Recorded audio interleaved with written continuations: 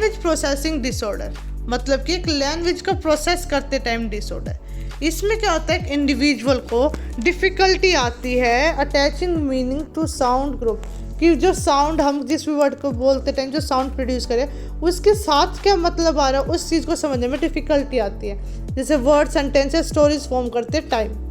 It arises when an individual has specific challenges in processing spoken language impacting both receptive and expressive language. अब क्या होता है, एक sound को बोलने के कई तरीके होते हैं। हम एक्सप्रेस करते हुए क्या बोलते हैं, क्या, एक हम पूछ रहे हो कहते हैं क्या, एक शॉकिंग क्या होता है। तो ये क्या होता है, यहाँ पे से क्या होता है, डिफ़िकल्ट होती है, वो समझ नहीं पाता कि लैंग्वेज क्या में मतलब क्या है, कि क्या कहना चाह रहा है सामने वाला, उस लैंग्वेज को वो इंटरप्ट करना नहीं जानता। ये क्या होता है, हमारा लैंग्वेज प्रोसेसिंग डिसऑर्डर के अंदर होता है। और इसमें आता है non verbal learning disorder. Non verbal learning disorder मतलब कि जो बिना बोले जो लर्निंग डिसेबिलिटी होती है। It relate to an individual inability to speak. It actually refers to difficulties in decoding non verbal behaviours और सोशल क्यूज। अब ये किसके से रिलेट करता है, उन लोगों के साथ जो बोल नहीं पाते, तो वो क्या बोलना चाहते हैं, उनके जो फेशियल एक्सप्रेशन समझ के, उनकी साइन लैंग्वेज, फिंगर्स की मूवमेंट समझ के हमें समझना पड़ता है। तो ये क्या होता है, डिफ़िकल्ट होता है कि वो सामने वाला कहना क्या चाह रहा है उस चीज़ को समझने में। It suffers struggle with understanding body language, facial expression and tone of voice और non verbal aspect of communication.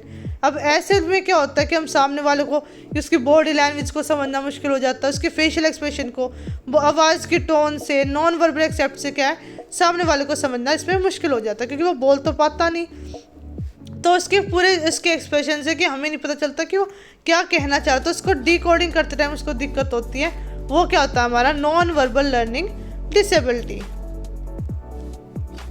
अब आता है विजुअल परसेप्टिबल या फिर विजुअल मोटर डेफिसिट। इसमें क्या होता है, विजुअल मतलब कि देखने में, तो इसमें क्या होता है, पुअर हैंड और आई कोऑर्डिनेशन, आँखों का और हाथ का जो आई कोऑर्डिनेशन नहीं होता, कि देख के नहीं होता, हम लिख नहीं पा रहे, कि हम देख के फ्लुएंसी नहीं है, कि हम आगे लिख तो आगे चले लेकिन पढ़ पिछला अक्षर है, या फिर पढ़ आगे का अक्षर है और लिख पिछला रहे। तो ये क्या होगा, पुअर हैंड आई कोऑर्डिनेशन होता है। इसमें बेसिकली हम कई बार के अपनी पढ़ते टाइम या लिखते टाइम अपनी जगह भूल जाते कि हम कहाँ पढ़ रहे थे।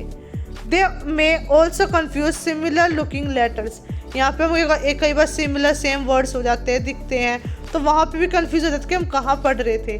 और demonstrate unusual I activity when reading और कंप्लीटिंग असाइनमेंट्स।